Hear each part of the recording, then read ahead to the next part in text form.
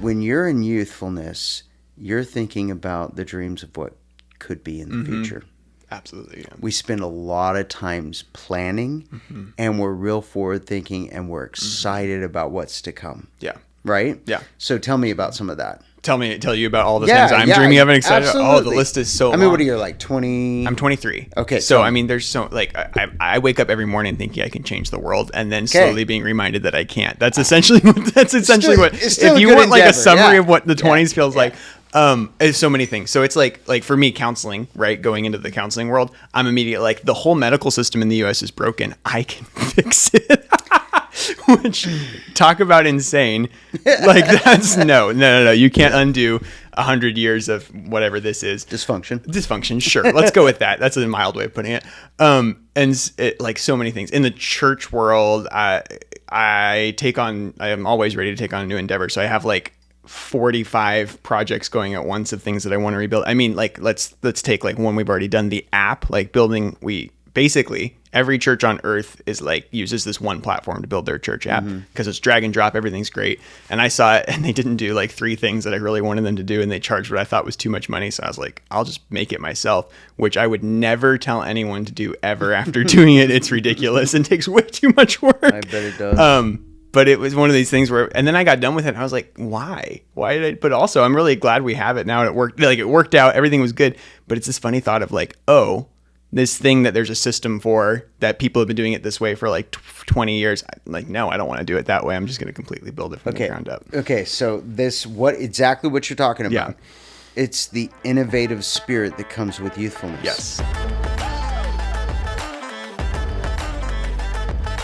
The question we're dealing with today is, now correct me if I'm wrong, is basically commitment.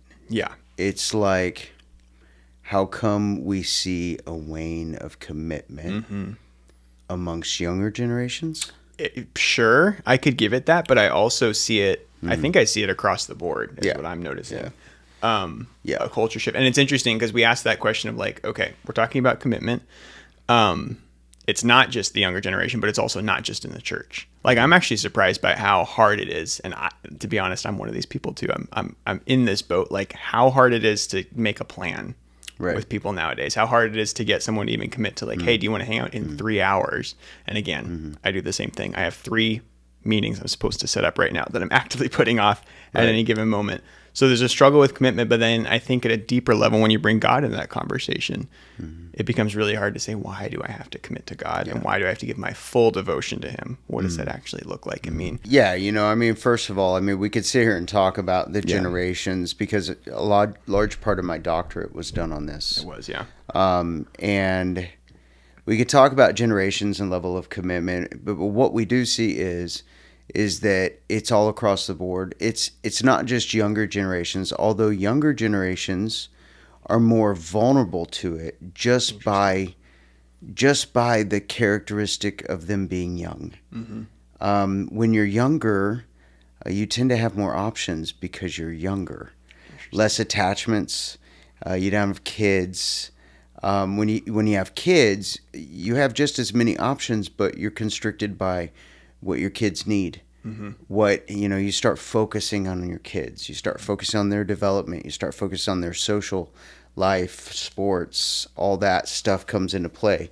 Whereas when you're younger, your options are more centered on you. Interesting. And so I don't think that there's more or less options. It's just different for different generations.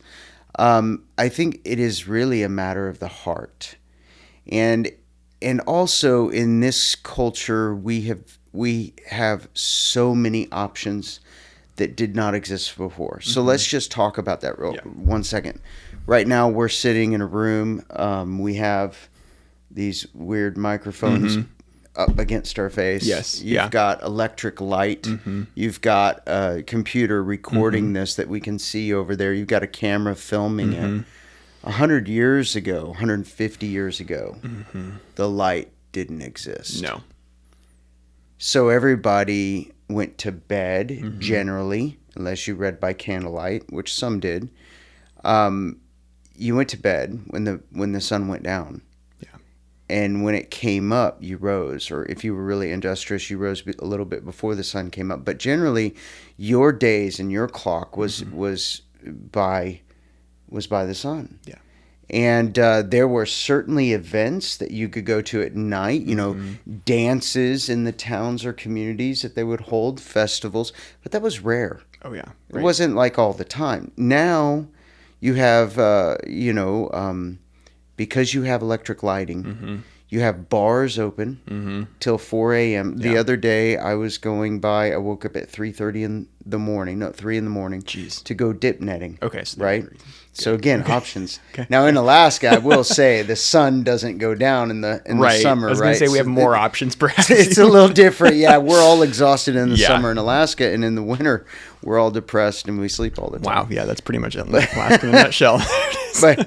But so it's a little different. But when I was headed out to the Big Sioux to go dip netting, it was about 3:45, and the bar was packed. Oh, I'm sure. And I thought to myself, wow, these people are in the bar and it's almost 4 a.m. And the day's not starting for them. It's ending. The day's ending for them. And that was a very unique thing because I sat there and I thought about it and I'm like, you know what? 150 years ago, that wouldn't happen. Right. Because they wouldn't have had light or they'd have to have candlelight. And honestly, it just wouldn't have happened. Right. And so we've got this culture that gives us almost unlimited access to options 24 hours a day. Even in what some would consider rural Alaska, you have options that did not exist before. Yeah, absolutely. Everybody thinks of New York City. That's the city that never sleeps. And so you think, well, that's there too. Well, it's not. Right. Because we all have unlimited access at our fingertips. News articles, everybody knows what's going on immediately. Right. We're all addicted to looking at what's going on immediately. So I think what's happened is that our affections have drifted to what we are interested in. Yeah, absolutely. Right? Yeah. And it takes our time. And it doesn't leave time for much else. And so in order for your affections to be prioritized, something has to happen to grab those affections. Absolutely, yeah. So let's talk about that real quick. Okay. Let's talk about from a biblical perspective. Right.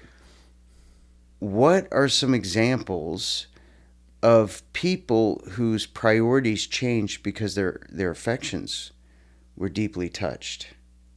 Think about a couple of those.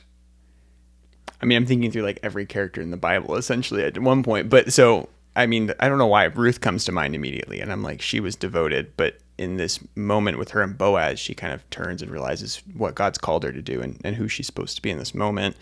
There's a lot of the hard part for me is everyone I'm thinking of, we see the crux in their story when they show up in the Bible is when they've devoted to God. So I'm trying to think of what's the transition period. Well, there's a lot of them, and they're all different for all of us. Yeah. So if you look at it, it's really about the story of God in people's lives. Yes. This is why I hammer so much on people need to hear our stories, and we need to not forget our stories, because our lives are a bunch of decisions and a bunch of opportunities. Yeah. And we can easily forget what God has done for us. Very much so, yeah. And our affections drift. Yeah. It's true with all of us, especially in this culture. And so I love football. I love college football. I love the Texas Longhorns. I research them all. I'm always reading about the recruiting. I'm always reading about, and after a while you get how much time have I read about articles about people recruiting, which really makes very little difference in my world. Yeah. It's really just a silly habit, but that's an example of an affection that's drifted. Yes, where really, it would be good of me to spend more time thinking about, I wonder how I can go over my way in my day to bless my wife. Yeah, because what happens is that I spend my affections on these things that don't matter. And it's not that I don't care about the other things. It just robs me of time. It does. to be able to think or do the things that really matter. Absolutely. Yeah. Okay. So I think two things exist here. One is what is pulling on my affections. Mm-hmm. The second is what really matters. Yes. What really matters. Right. And I think that what happens is that God interrupts our lives to pull us back to what really matters. All the time. Which is interesting, because you know where I see this model. As soon as you're describing it, God interrupting us, God pulling, I'm like, it's advertising. Yes. It's the consumeristic mindset of, I'm thinking, you're talking about your devotion to like Texas Longhorns. Well, you have to seek that out. My obsession probably is like technology. Yeah. And you are never deprived of that just attacking your face all the time. If you're watching TV, you're getting ads constantly for all the different whatevers come out. Yeah. And that was something I've been convicted of recently, is like the amount of time that you devote into, for me, it's like I watch product releases, I watch like Apple events, all this stuff, and I'll spend a day researching all this. You geek out on that stuff. Oh, totally. It's a problem. It's legitimate, like, I don't understand that, man. I'm more like, I don't either, honestly. That's the thing. I'm like, why do I care so much? It doesn't even matter. I'm glad you do, though. Thank you. I was going to say, it's kind of my job, so I get to pull the excuse of that. But it's interesting because I'm convicted by the fact that I'm like, I spend more time watching ads for Apple essentially than I do reading the Bible some days. And I'm like that, or praying or listening to word. And I don't think the action of like reading the Bible, like, I don't think I should be measuring, I spent 5 minutes praying. Right. Like, it's not about the actual time commitment, but it's like, what is my attention devoted to? I think we get very guilty about this. And I don't know that it's necessarily wrong for us to feel guilty, but and I'll often preach, and I think people can sense when I'm preaching, he's preaching this because he's experienced it, and he's convicted, and it's true. It does. Most of what I preach is what I wrestle with, and so some of what I deal with is guilt of the time element that I spend doing something like binging Netflix or something like that, right? And my desire. See, so what I'm wrestling with is my desire to binge Netflix is higher than my desire to spend time with God. Ooh, yes. And that's where I have an alert in my soul that says, beep, beep, beep, Jason, your heart is not where God wants it. Yeah. And I know it, right? And so I'm like, I got an affection issue. Yeah. Which is this core issue. So I don't see this as just like your generation. No. Yeah. I don't see it as just my generation. I see it as a human problem. Matter of fact, it's funny because Jonathan Edwards, he wrote extensively about affections and how God steers our affections. And in that, he was talking very much about predestination and free will and the struggle between that. But he really was concerned about how we give our affections to God. Okay. Yeah. And how that happens, right? And I think what happens is that when we're truly giving our affections to God, we know something has changed in our heart. My whole deal is when you look at the Bible, your affections don't usually happen until God interrupts your life. Yes. And in our generations, God has to do something to interrupt our lives. Absolutely. A tragedy befalls a family. Someone does something that they didn't never think they would do because of their sin, because of their pride. God shows them, this is who you are, and they realize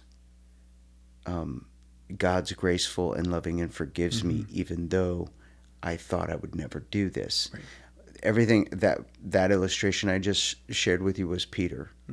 Peter denied Jesus 3 times. He said to Jesus before he denied him, even if all of these, and he's pointing to the other disciples, even if all of these fall away, I won't. And then what's he do? Immediately falls away. He's the only one that denies Jesus 3 times. Now, all of them are scattered, but he not only scatters, he denies them 3 times and then scatters. And when Jesus comes to restore him, he says, do you love me 3 different times? And Peter knows He knows I don't deserve you. Yeah. He knows it. And so Jesus then, after recognizing, after confronting Peter, and Jesus never even slammed him. He recognizes the human nature. He loves Peter even though Peter disowned him. He loves Peter, and when he's asking Peter these questions, these are questions of affection. Peter, do you love me? And the love he's asking are different. Each time it's a different one. It's a different love, right? Yeah. Do you phileo me? Right? Yeah. That's brotherly love, right? And then he says, do you agape me? But he only says, do you agape me the last time? Okay, so it is. So do you love me so much you're willing to sacrifice for me? Oh, you're willing to not deny me. That is so sad how much we lose with the English language in that It passage. Oh my goodness. It is. It's such a beautiful, that he's stepping it up every time. It's not just, do you love me? Do you love, but it's like, will you devote yourself to me? Are you giving me everything? It's the reason why Peter cries at the last one. He's basically saying, Lord, you know all things. You know I love you. Yes. Even though I didn't have the strength to do it in my own power. Right? Yes. So that's the point. That's the point. I think the point here is that our affections, when properly motivated, are motivated by God, not ourselves. Yes. And usually it's because God interrupts our lives and we realize it, and we are contrite before him and we turn back to him again. Yeah, absolutely. And I think that every generation has its moment where it decides to live for one thing or the other. And if you look at this, I've had friends remind me of this before. I've read this many times, and I believe it's really true. When you have revival that goes across a nation or a section of the world, it's always started with young people. Oh, interesting. That's true. Yeah. Now, why is that? I have an answer, but it's kind of blunt. I usually go with because we're stupid enough to try. There's a naivety to it. I think that's bold and and I don't think that's the only reason, but I think there's an element of drive and desire for things to change and to be in control and all these different pieces. But at the end of the day, it's just like young people are maybe carefree enough, not stupid enough, carefree enough to give it a shot and push through. I don't know. Or maybe it's just that that old adage, and I don't know that it's all one reason, but no, there's an old a lot. adage of it's really hard to train an old dog to do new tricks. For sure. What happens with us old fogies, and I'm lumping myself in there now because I'm now my eyes don't read as well, and I'm 46 so now. That's the mark. Well, no, it's just kind of like my wife and I were like, I washed the RV yesterday, and I'm brushing it off with a long brush handle, and I mowed the yard, and that was right after dip netting, and so all of my arms hurt, and I'm like, why would my arms hurt? And my wife's like, oh, my collarbone hurts, and I'm like, why? This is not something we dealt with 20 years ago. It's like you do all this so you don't even feel anything. You sleep, you get up. Yeah. Now it's like, why do I feel sore from doing simple everyday activities? Right. And I think there's this realization, and it's called midlife crisis. What happens is you realize, well, I'm not able to do the things without consequence that I did before, because my body's aging. It's not like it's super old. It's just I recognize things different now than I did. Yes. Well, the difference between youth and people who are older is that people who are older start thinking in ways that youth don't generally think. Yes. Yeah. Here's some of the things that change. Okay. When you're in youthfulness, you're thinking about the dreams of what could be in the future. Absolutely. Yeah. We spend a lot of times planning, and we're real forward thinking, and we're excited about what's to come. Yeah. Right? Yeah. So tell me about some of that. Tell you about all the things I'm dreaming of and excited about. Oh, the list is so long. what are you, like 20? I'm 23. Okay. So, there's so, I wake up every morning thinking I can change the world, and then slowly being reminded that I can't. That's essentially what, if you want a summary of what the 20s feels like, it's so many things. So it's like for me, counseling, right? Going into the counseling world, I'm immediately the whole medical system in the US is broken. I can fix it. Which, talk about insane. Like, that's no. You can't undo 100 years of whatever this is. Dysfunction, sure. Let's go with that. That's a mild way of putting it. Like so many things in the church world, I am always ready to take on a new endeavor. So I have like 45 projects going at once of things that I want to rebuild. I mean, like, let's take like one we've already done, the app, like basically every church on earth is like uses this one platform to build their church app because it's drag and drop. Everything's great. And I saw it and they didn't do like 3 things that I really wanted them to do. And they charged what I thought was too much money. So I was like, I'll just make it myself, which I would never tell anyone to do ever after doing it. It's ridiculous and takes way too much work. I bet it does. But it was one of these things where, and then I got done with it and I was like, why did I, but also I'm really glad we have it now. And it worked out. Everything was good. But it's this funny thought of like, oh, this thing that there's a system for that people have been doing it this way for like 20 years. Like, no, I don't want to do it that way. I'm just going to completely build it from the ground up. Okay. So exactly what you're talking about. Yeah. It's the innovative spirit that comes with youthfulness. Yes. I want you to think about Microsoft. Yes. How old was he? He was, I want to say 19 when he started it. Okay, so I want you to think about Dell. Yes. Now, I'm not sure if he was 19 or not. I do know this.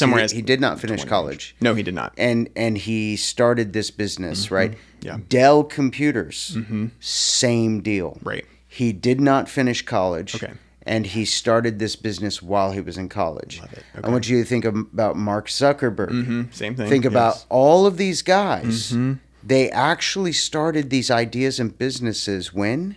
Like college years. Yeah. Without going to college. Yeah. So, and it was an interruptive business. I love, there's a guy named Malcolm Gladwell. Malcolm Gladwell, love his books. So good. And he talks about, what was that book that he talks about? The Goliath one, David and Goliath. No, he's talking about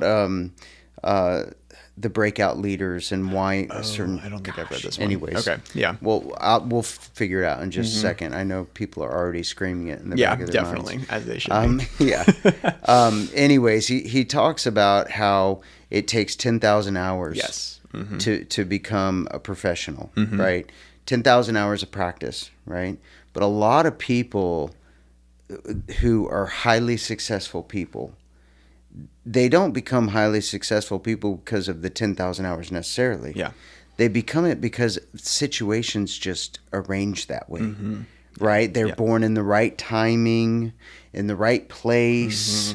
They're born in the right month. Yeah. They happen to pursue the right technology at the right time. And so you have the social media startups and stuff. They're at the right place at the right time with the right intellect, right? Yeah. And so you have all this stuff, but there's a common denominator with youthfulness. The common denominator is they see something, and they see it in a different way. Yes. And they're able to accomplish something else that no one is thinking about. Yeah, absolutely. Okay, so how are they able to see something that doesn't exist in a certain way and able to see what's happened is they're not stuck in a narrow view. Yes. And when you talk about those 10,000 hours, what I hear and what I'm well aware of is that those 10,000 hours are hours learning the system somebody else built. That's right. So the question is, when you're doing those 10,000 hours while you're mastering something, are you going to keep breaking the rules, or at some point do you just kind of fall into the flow and go with it? And naturally we kind of path of least resistance. So the question is, why do we follow in the flow of the funk of complacency, of doing the same thing over and over and over again? And I'll tell you the reason why I do. Okay. It's because I only have so much time in a day and I have so many responsibilities. Exactly. Yes. It's easy to manage when you have a schedule that's knowable.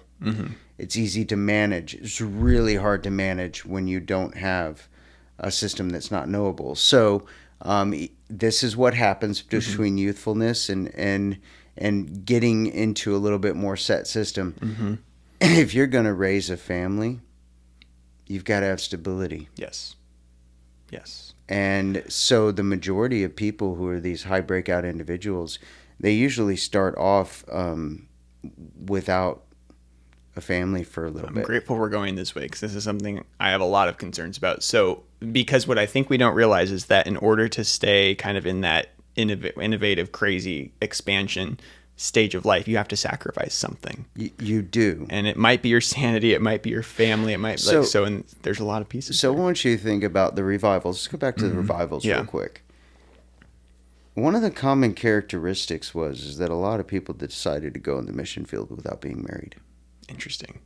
Because this was an era my grandparents were in, and my grandma did this. So yes. Okay. Yeah. And so what you find is they end up sacrificing relationships in order to put God first. Now, they don't stay there. Most of them did not stay that way. Most of them, what happened is that most of them started out that way and then found that there was someone else who was sacrificing too, and they ended up joining them in marriage later on. Yeah.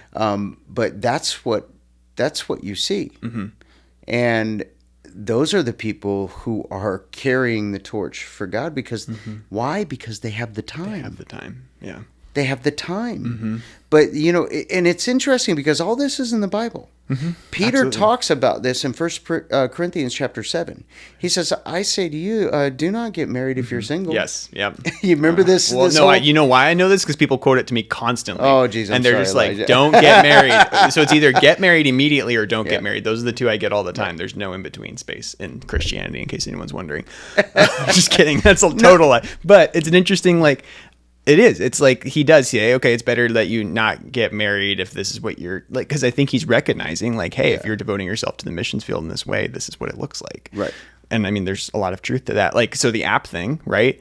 That was me working probably 15, 16-hour days for a year straight to make that happen. I don't have a family. I don't have kids. So it's great. I was at a stage of life where I accepted that was going to happen and I was all for it. But if that's a goal, then you can't have both of those things. It's not possible. So of course, there has to be a sacrifice and a choice there in the time. There does. Yeah. There does. But, and I think that every stage of life, God is calling us to some sort of sacrifice, whether it's sacrificing ourselves in our own time to put him first and then also to put our kids, I would say second.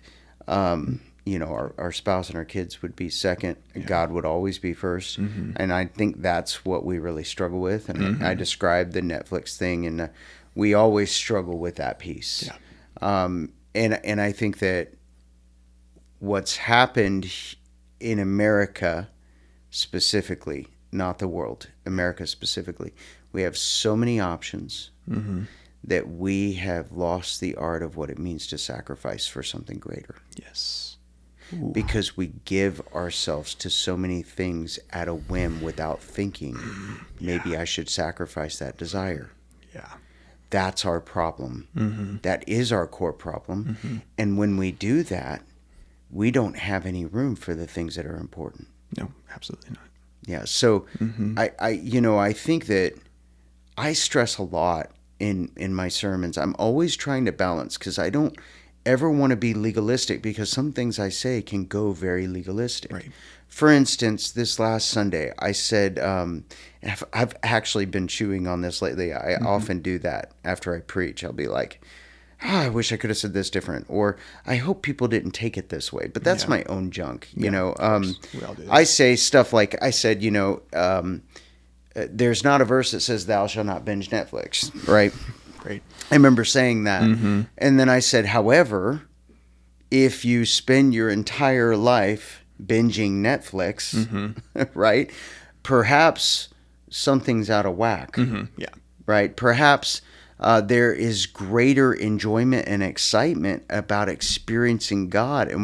And honestly, I truly believe that. I truly believe what we do is we watch Netflix because it's exciting, because it keeps us entertained. But if we really wanted to live Netflix, we would do what God tells us and see him show up in ways that we would have never seen if all we're doing is being entertained. Yeah. Well, you know what that requires? It requires us to not be reliant on ourselves. And that's the hard part there, where I think this is one of the areas where in America, I think we're pretty disadvantaged by the individualistic culture where it's all I can do it all. I can take it. And this is what addiction is. And I tell people this a lot. It's addiction is you saying, I found a solution to my problems by myself and it's working and it's helping with the emotions, helping with the feelings. Because you're compensating and you're able to literally in the case of drugs, giving yourself a chemical that can stimulate the same things that like a relationship would. Right. Or that calling on God would in certain cases. It's interesting, like we've seen, so like let's talk oxytocin. Like oxytocin is the connection hormone. It's involved in sex and all the hugging, anything that you do to make connection with somebody.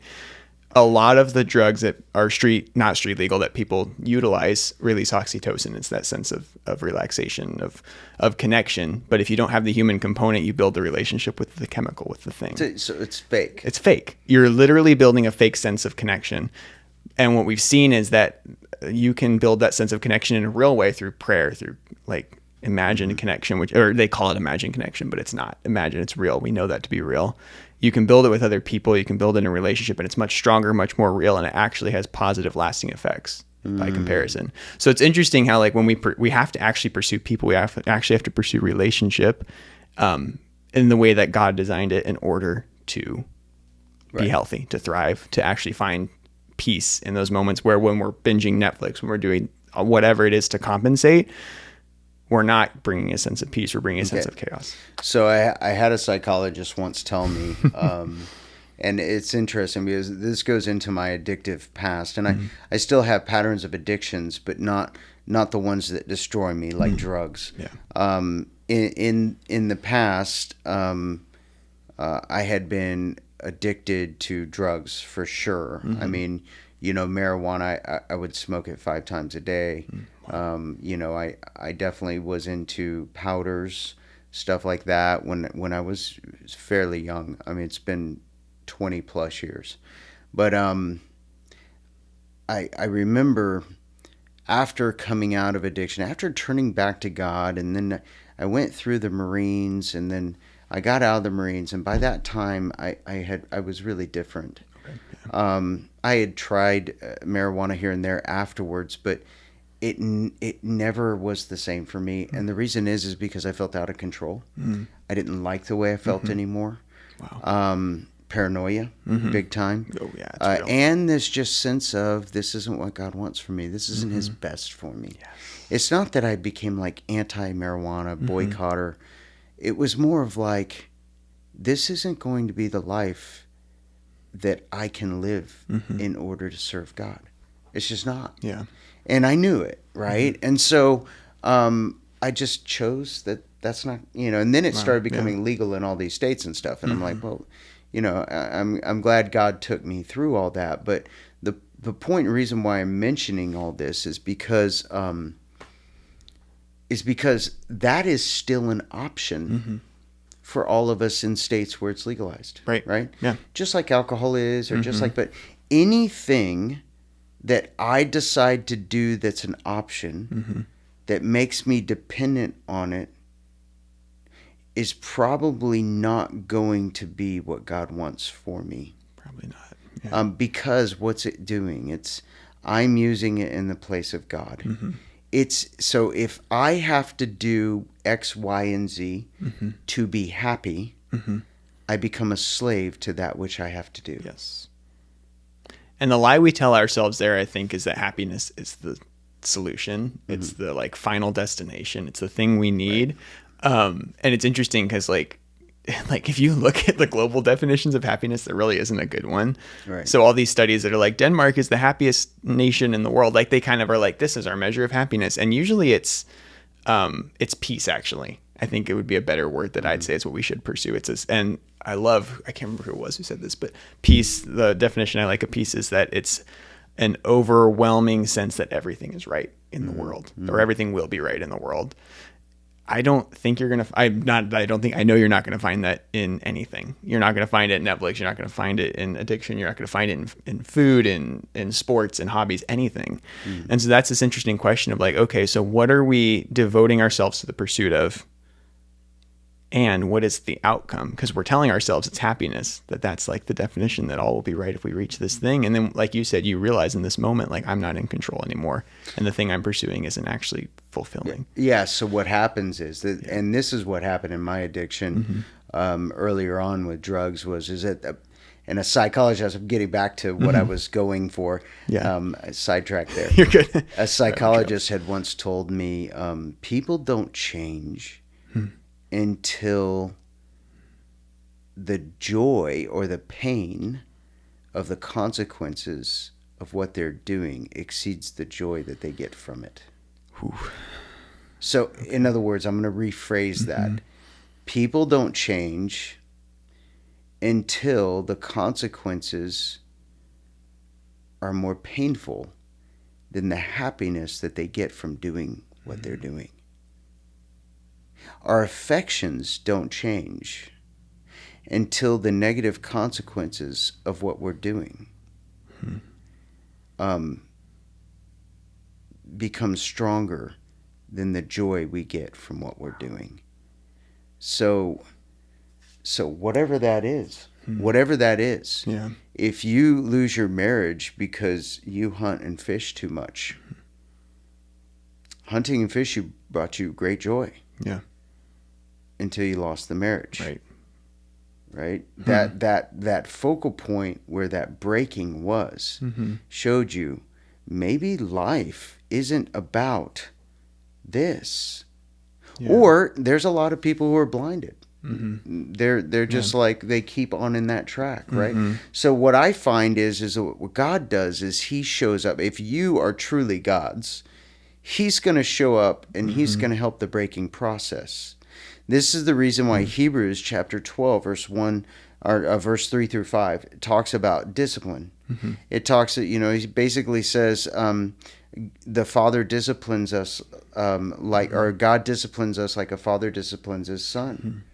Right? It's not for the son's evil, it's for his good. Yeah. And the idea there is that God a lot of the times will bring certain situations to our life in order to change our affections. Yeah. We look at it as like God's with a big paddle and he's with a whipping whip, and discipline isn't just a physical thing. Right. Discipline is definitely an emotional thing to teach us that our hearts are in the wrong area. And it's interesting because we walk this line where I think people nowadays have a really hard time with God being a disciplinarian in any way or him being wrathful in any way. But it's an interesting line of like, if we don't have that, what is good? Like, what is righteousness? Like, it can't coexist if there's no opposite. Like, if there's no opposition to that.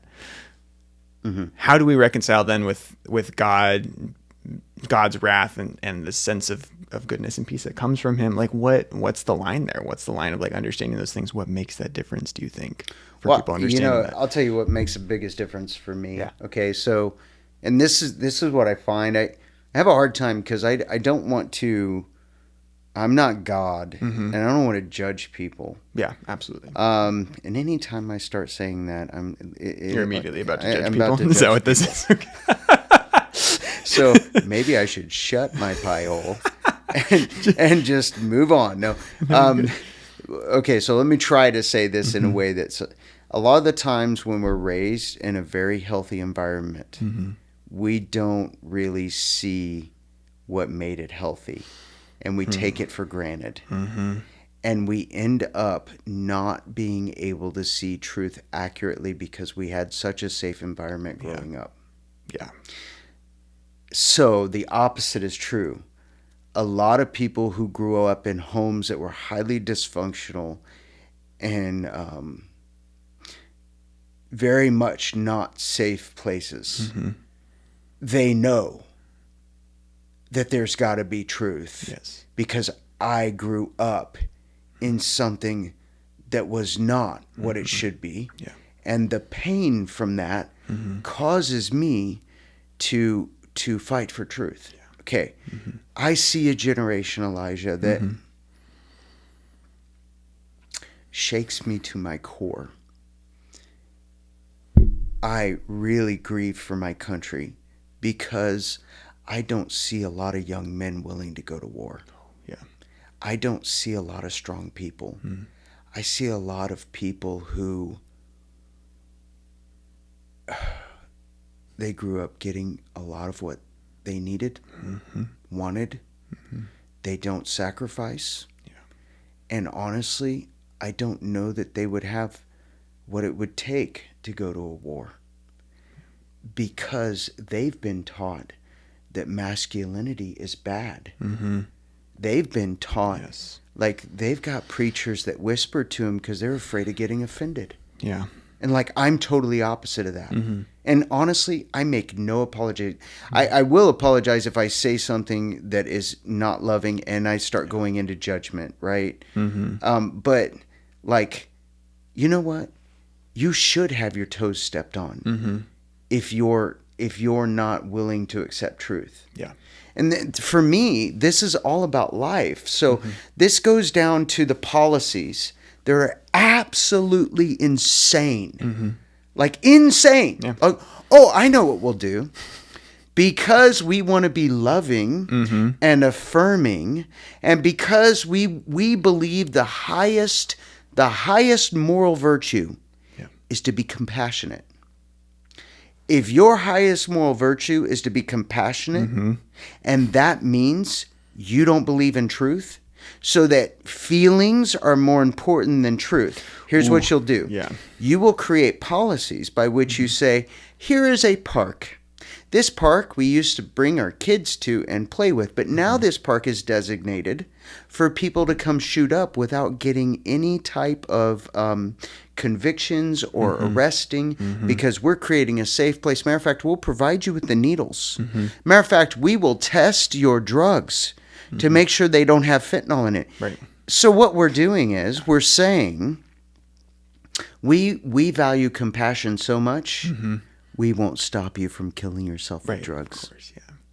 This is one of my biggest beefs with Narcan right now, is this exact situation of like, it's the no consequences mindset of like, everything we do, we just embrace fully. Which, to be clear, like from a non-Christian perspective, I have nothing to give you as to why you shouldn't do that. That's what's hard for me, where I'm like, I see a world that's struggling with like, I should just go for it. Everything is on the table. I'm like, you are 100% right. Right. If that's the worldview you come from. So where's your love your neighbor in that? Exactly. And I feel like that there's a lot of people who are so against truth, and I feel like I've taken some brunt of this from some people over the years, that they want to reject anyone who stands on any type of principle, because if they stand on any type of principle, they think they're not being compassionate. These people are the same people who would get slaughtered by Hitler. I mean, you can't toy with evil. You can't just say, I'm not really going to speak out about it because I don't want to hurt someone's feelings. Like, Satan will eat you alive if you don't stand on something. we could even take it a step back. The world will eat you alive. Absolutely. Like, that's where it's at. Like, we did not create we're trying to create a world that's like fed off your emotions. That's not where we're at. That's not realistic. So, and by the way, Jesus didn't do any of this. No, he did not.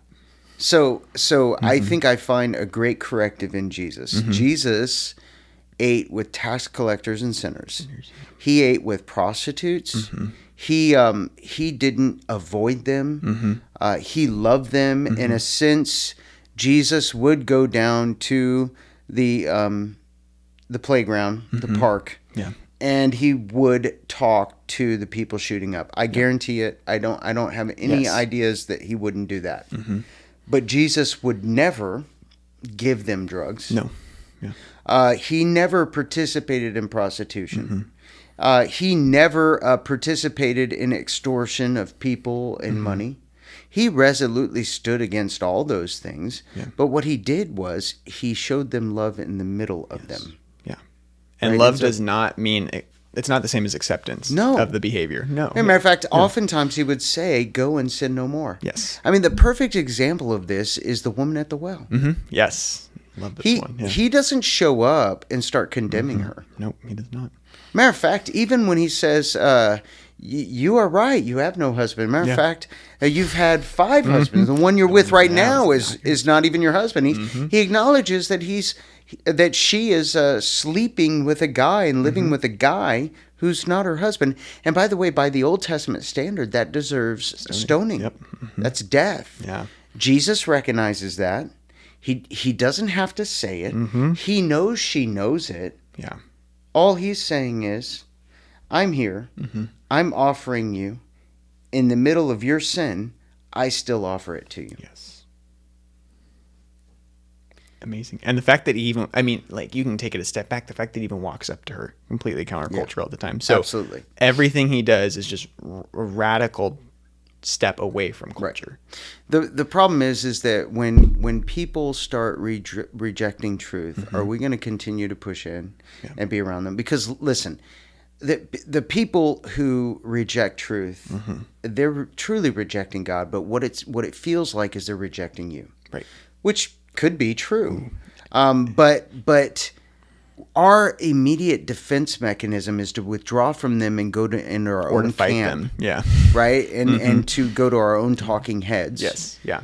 And they see, if we do that, they're going to look at us and say, aha, you are judgmental. You are a goody twos Christian. You are, and that's not what we should do. No, yeah. If we see them, we should love them. We should embrace them. We should still remind them of what Jesus has done for us. And I think that's true. Like, if people come into the church who are on drugs, I want to treat them just like people who aren't. Right? Yeah, absolutely. I've got a guy I know who definitely is someone who is influenced by drugs quite often. Yeah. And you can tell when you talk to him because he's all over the place, conspiracy theories and all that other stuff. Okay. But you can also smell, and there's other things. Yeah, there's... And so that guy's precious to God. He's very much precious to God. Is his affections probably given in the wrong place? Yeah. Who knows? Who am I to judge? That guy might have some mental issues and he needs medication, and he's using this in order to medicate.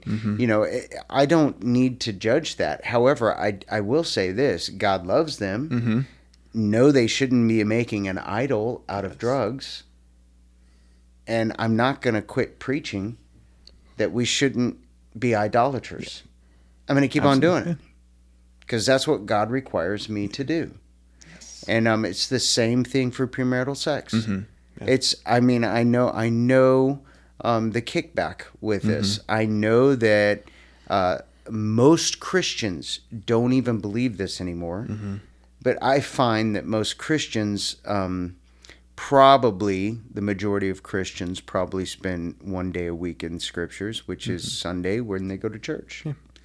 By the way, I actually think God knew that was going to happen, and that's the reason why he designed the church. Ooh, interesting. Keep people in that, Good. Well, yeah. I mean, it makes sense. Well, back in the first century, how many people read? No, like, not a lot by comparison. Most were illiterate, so how did they learn? Yeah.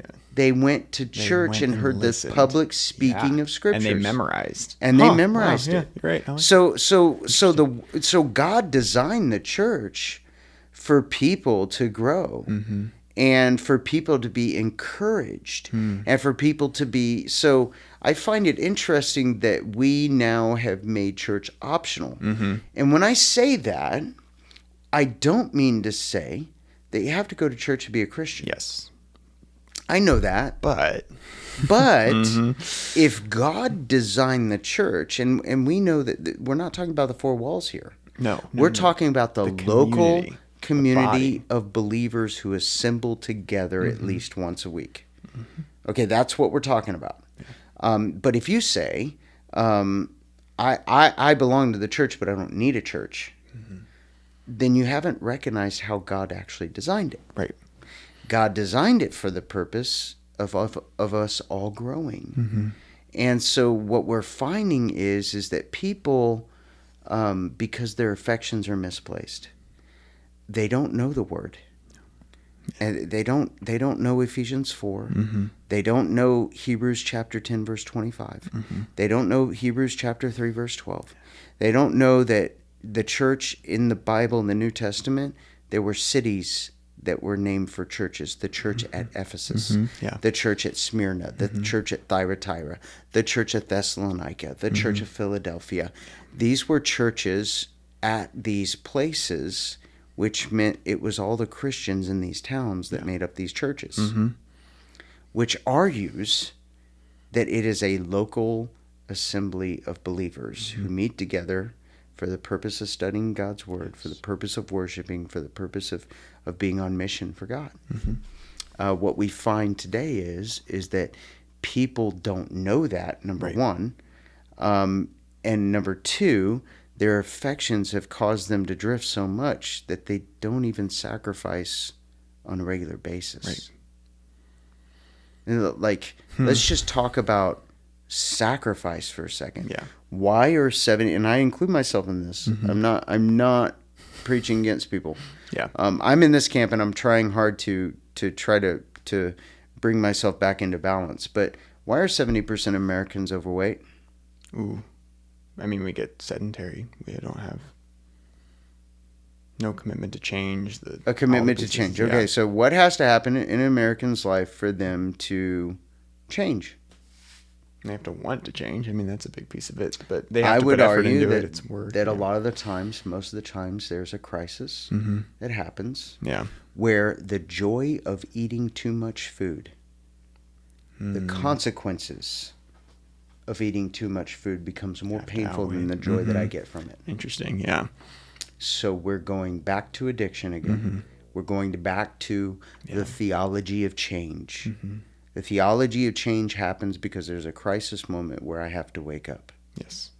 70% of Americans are overweight, and obesity is an epidemic because we've lost the art of sacrificing. We've lost this art. We've lost this art of fasting. We've lost this art of saying no to myself. Listen, when are we going to say no to our own urges to say that God's priority of the church is more important than my affections? This is an interesting one because the idea of like the abstinence. I even like being a 23-year-old Gen Z, whatever. It makes me uncomfortable even to say that word because it gets attacked so hard nowadays. But it's like this idea of withholding yourself, of sacrificing, of abstaining from something. A lot of times what I hear people say is that abstinence is bad because it limits my liberty or it limits my freedom and I should have all these choices. But what we actually see, not just in Christianity, not just in the Bible, but in the psychology research, in like whatever you want to look at in social science, is that when you do abstain, it makes the thing and the reward in its right place that much better. And this isn't just sex, this is food, this is everything. So it's this interesting idea. And then for me, I'm like, what we replaced, I think, a lot of times in the relationship we could have with food, in the relationship we could have with a person, with the relationship we could have with an activity, anything, because we can, by the way, overindulge in all of those things. Let's be clear. Like anything in life can be an addiction. When we put that thing in its right place, we enjoy that thing a lot more. And that to me indicates that we were created. And that we were created to enjoy things in the right place, to actually, that there's a right way to do things. Right, but what has our culture done, Elijah? What our culture has done is it's basically said, you need to celebrate every Friday. Yes.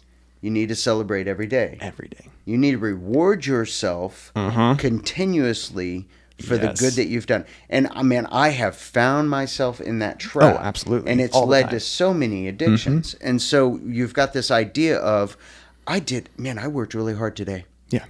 I deserve that pint of ice cream on the way home. I deserve that Big Dipper ice cream, you know. Not that I want to take Rob and Lisa's thunder. Of course. Listen, we have our punch cards. We get it free every 10 times. It's worth it. My it's son good. works there. I mean, he's always bringing home Wow, you have ice more cream. excuses than I do. That's the unfortunate side. I'm like, you don't have to bring home ice cream just because you get one free scoop a day, when you work. You could just eat it and then not tempt me. Or no, that's you just don't say no. That's fair. Where's the fun in that, Jason? I mean, there it is right there. There it is right there. It's that I worked hard today. I deserve I'm going to get my. This is my reward. When do we ever get to the point where we say, you know what? There was a reason for holidays. Yes. What was the reason for holidays? This was a break in life. Yes. This was a time to celebrate. But see, what we've done as Americans is we have a festival every weekend. Yes, all the time, constantly. It's all the time. It's exhausting. And I'm not, by the way, it's crazy because I don't think that any of this in of itself is inherently wrong. No, not at all. But it signifies a culture issue. But there is a culture issue. The culture issue is that we're not willing to sacrifice for greater priorities. Mm-hmm. We just give ourselves to whatever we feel. Yeah. So if I give myself to whatever I feel, Mm-hmm. I will become a slave to everything I want. Yes. Maybe it's not the best thing for me Mm-hmm. to have sex every time I want to have sex. Right. Maybe it's not the best thing for me to eat the way I want to eat every time I feel like eating that way. Yes. Maybe it's best for me not to yell every time I feel like yelling. Maybe it's best for me not to take what's not mine every time I feel like taking something that's not mine. It's interesting that there are some things that we say no to ourselves for, but then there's a lot of things that we look around and we say, I'm free to do it. Yeah. So and when we say not? I'm free to do it, we just do it whenever we want. Right. And maybe we should say no. Yeah. I'm almost to this point in culture where I'm like, everybody is so free to do everything they want. It actually stands out when people don't. Yes. Absolutely. And hopefully in a good way. In a good way. And unfortunately. Well, I don't know. Not in a legalistic way. Yeah, that's I was going to say that's what I'm afraid of. We make it legalistic. We're like, oh, now we're earning something before God because we're saying no. And that's not what I want. I just want to say, you know what? Listen, Romans, the one thing that wrapped in my mind when we started this, Elijah, you gave me the topic and I immediately thought about Romans. Yeah. It's been stuck in my mind ever since we started the series in Romans. Romans chapter 12, verse 1. Therefore, by the mercies of God, present yourselves as living sacrifices, holy and acceptable to the Lord, for this is your reasonable act of service. So if you really believe that you were saved by Jesus and that you're a sinner who deserved death, if you really believed that he did all this for you, not based on what you did, but based on believing in Jesus, then you should sacrifice your desires that you want and do what God's asking you to do. Go to church. Be a part of a local body of believers. Yes. Don't give yourself to idols. Yeah. Serve the Lord. Find out what your spiritual gift is. If you've been saved, you've got a spiritual gift. Yeah, absolutely. And if you don't know what that is, then have you recognized that God has designed you and created you for something? Which means I've got to sacrifice something to discover my gift and then use it. And it's not like so many thoughts, but like the beautiful thing of that too is that it's all like you look at all this, it's like it's almost as if we weren't created to live for ourselves, and that's exactly what we weren't created to do, is to live for ourselves. So it's this beautiful idea of when he bestows those gifts on us, when he calls us to life and all the different things, and he gives abundantly through that, it's all for his glory. Yeah. And the beautiful part of that is like I think one of the hardest things that we as hopefully Christians know, but I think we don't admit, we never say, life is awful here on earth. Like there are a lot of bad things about it. Yes. And I'm not saying it's like totally irredeemable and that there's everything's ending, but like there's a legitimate component to this that like life is hard, life is bad in a lot of ways. The cool thing, I think, the like amazing thing about knowing Jesus and knowing his call for us is that we're not living for this part of life that is arguably not great. It's not. And so we get to recognize in that the life we're living for is in the future, but we do have a mission while we're here on earth, so we can't just give up this time either. It's an interesting balance of like we're called to commit to God because he's given us a mission while we're here, and by committing to him we're recognizing that the eventual goal is eternity with him outside of ourselves. And that also starts getting us on the affections of do we really believe what he says is true? I mean, I find that in this cultural Christianity that we have in America, that I mean, if you just look at the statistics, this one was from I believe it was Pew Research. Pew came out with a study that said 66% of all Americans, and by the way, believe this was 2018 or 19, said 66% of all Americans call themselves Christians. But then it said only 8% believe that Jesus is the only way to heaven. Oh, no. So you have, just do the quick math, you basically have 66% of those, only 8% actually believe that Jesus is the only way to heaven. So that means the vast majority of people who call themselves Christians don't even know what Jesus said in the Bible. Right. You know, I am the way, the truth, and the life. No one comes to the Father except through me. Yeah. When people ask Jesus, what are the works that we should do to gain eternal life? Yeah. And Jesus says it's to believe in him who God sent. Right. Like there's no other way. He said the gate is narrow that leads to life, but the gate is wide that leads to eternal destruction. Yes. Right. So he even said, in that day, people are going to ask me, Lord, Lord, did we not serve you? Did we not? And he says, depart from me, I never knew you. There's a lot of people who say they're Christian, but they don't really know what Jesus taught. They don't know what he actually said. Right. And so in this idea, Elijah, we have to ask, do people really believe there's a hell? Oh. Do people really believe there's a heaven? Do people really believe that man are sinners who deserve hell? Because what I'm finding is there's a lot of people who grew up in Christian homes that are rejecting that idea for progressive Christianity, which I would call regressive Christianity. I don't think it's progressive. No. It's not even Christian. No. Because they don't even believe what Jesus said anymore. No, so, you don't, and you're putting yourself in the driver's seat, which is so you are God. Yeah, you are now telling God what he needs to believe. Right. I mean, that's essentially what who would want to follow that God? Right. That's immediately. And honestly, what you're doing is you're giving yourself to what my friend Del Tackett talks about, malevolent compassion. Compassion. Oh, I like that. You're basically raising compassion to the number one place in your life and eschewing all truth. Ooh, interesting. And that's no different than Jezebel and Ahab. It's no different than living by your emotions without truth. So what happens when I allow my emotions to rule me without truth? I don't sacrifice anything. Everything's permissible for me.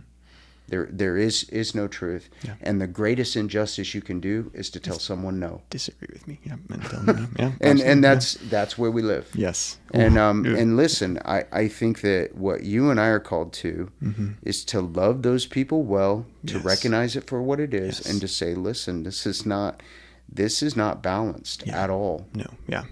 Because God loves them too. And he died for them too. And so he's calling all of us to come to him. Yeah. And I think we need to love those who we disagree with well, even if we don't feel loved by them. Definitely. So that's a challenge. It's a huge challenge. It's a huge challenge. There's something interesting as you're talking about that malevolent compassion. Do you know what the difference between compassion and empathy is neurologically? No. Very interesting. I just learned this. Compassion is pleasure. So it activates the pleasure centers in the brain. It's a pleasant experience that you share with someone. Empathy activates the pain centers of the brain. So it's to feel pain alongside you. And we can, just like anything else that activates pleasure in the body, essentially we can become addicted to compassion is my immediate first thought. It's this interesting thing of like, we can overuse it just like anything. Like, does God call us to be compassionate to people? Absolutely. He wants us to feel with people and to just be in that space with them. And I think if the Holy Spirit's involved in that, that relationship is going to be deepened. It's going to be beautiful. But when you take that away from him and you just have the pleasure component, that's where we get things like even gossip, where it's like compassion can quickly maladapt into this thing. Like, it's just this interesting. It becomes addictive. It becomes so addictive. You love it. It's like, great. Oh, I get to feel compassion. What the Proverbs say, it's like choice morsels going down. Yes. I'm thinking like Godiva chocolates. Like every time I get gossip, yes, give me more. Yes. We totally can feast on all that. Yes. Yeah. But anyways, we're out of time. We are 100%. You need to go. I need to go. I think 30 minutes turned into an hour. It did. I know. I was looking at that and I was like, he's just going for it. Okay. You're going. Oh, me. Excuse you. Stop me, man. Listen, I'm not going to stop you. All right. This is good. We'll figure this out one of these days. Yeah. Thanks for joining us. We appreciate you all. And hey, make sure you keep on making Jesus the center of everything. I thought you were going to tell people to subscribe, and I was like, excited. I'm just kidding. No, joking. You're the live like Jesus, share him always. Amen. Those are our statements, and that's really, when it boils down to it, it's like, what would he do? He would subscribe. He would subscribe. I am getting fired after Actually, this. he probably won't. No, he would not. No one should subscribe to anything. If you have questions, by the way, that you want us to answer, you have any topics that you're seeing in culture that you want us to address, you can email me, Elijah@lzymtn.com. We'd love to answer them. Yep. Thanks for joining us, and we'll probably be back next week.